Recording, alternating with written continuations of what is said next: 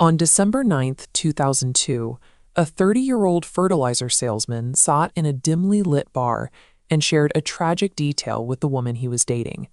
He told her he had recently lost his wife and that this would be his first holiday season alone.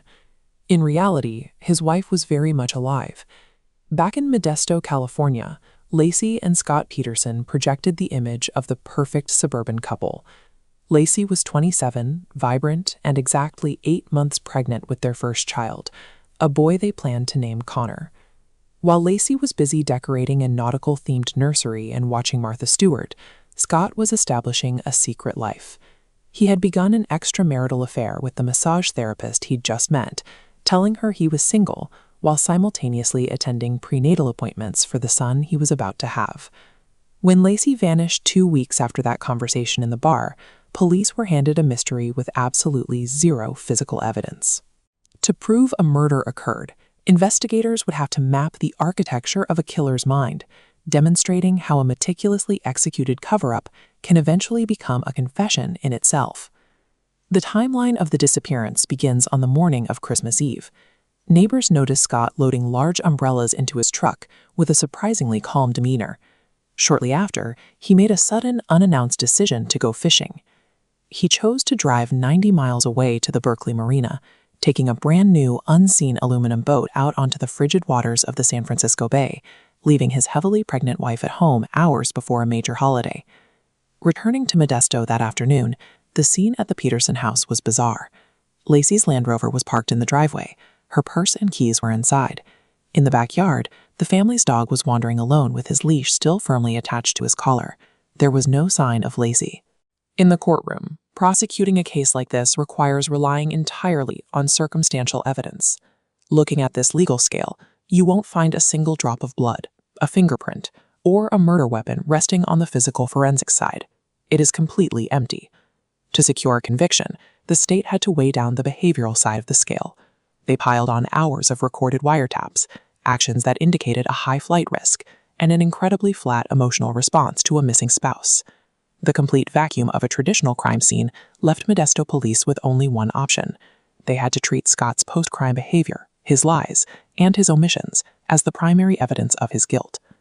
The initial sweep of the Peterson home yielded nothing. Detectives found no signs of a struggle, no forced entry, and no biological markers to indicate an assault. Early investigative efforts hit an immediate brick wall. The Modesto community mobilized instantly. Thousands of volunteers paralyzed the city, passing out missing person posters, searching parks, and knocking on doors, desperate to find the expectant mother before her February due date. Hope officially ended in April 2003.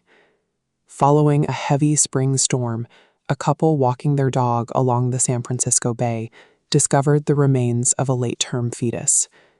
A day later, a female torso washed ashore roughly a mile away.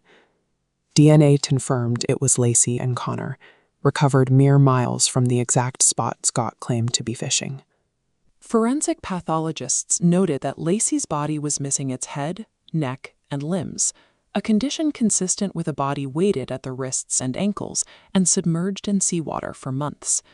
The lack of human-made incisions suggested the ocean, rather than a blade, had done the work, yet the placement of the remains remained tethered to Scott's specific fishing location.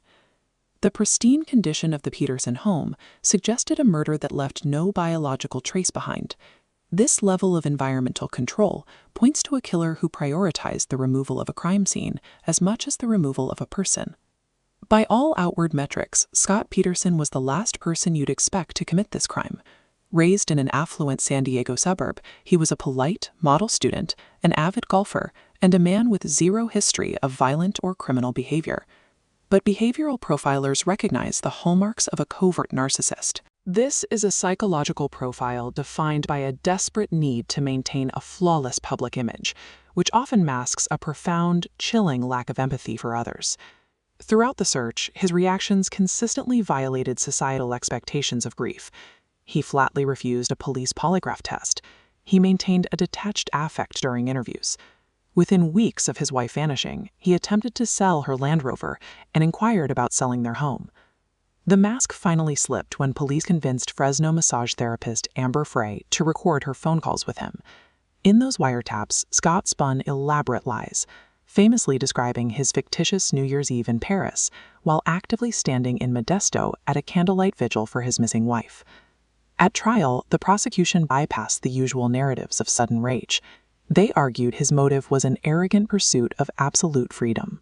He wanted a clean slate, unburdened by a child, without enduring the social stigma and financial division of a messy divorce. His ultimate downfall was his own narcissistic belief that he could smoothly audition for a new life as a single man while the entire country was searching for his family. When police finally moved to arrest Scott 4 months after the disappearance, they found him driving near a San Diego golf course. He had bleached his hair and goatee blonde. Inside his vehicle, investigators cataloged $15,000 in cash, his brother's driver's license, 4 cell phones, and extensive survival gear. The defense claimed he was simply trying to escape the suffocating media circus. But in the Redwood City courtroom, prosecutors weaponized this flight response. They presented the dyed hair, the cash, and the proximity to the Mexican border as the ultimate behavioral admission of guilt.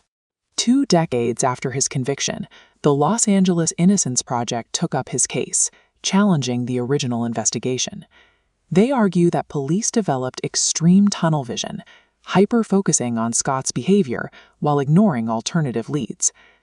The defense points to a burglary that occurred across the street from the Peterson home on the day Laci disappeared, as well as a burned-out van found nearby. They suggest Laci may have confronted the burglars, offering a completely different narrative that relies on the exact same lack of physical evidence at the Peterson house.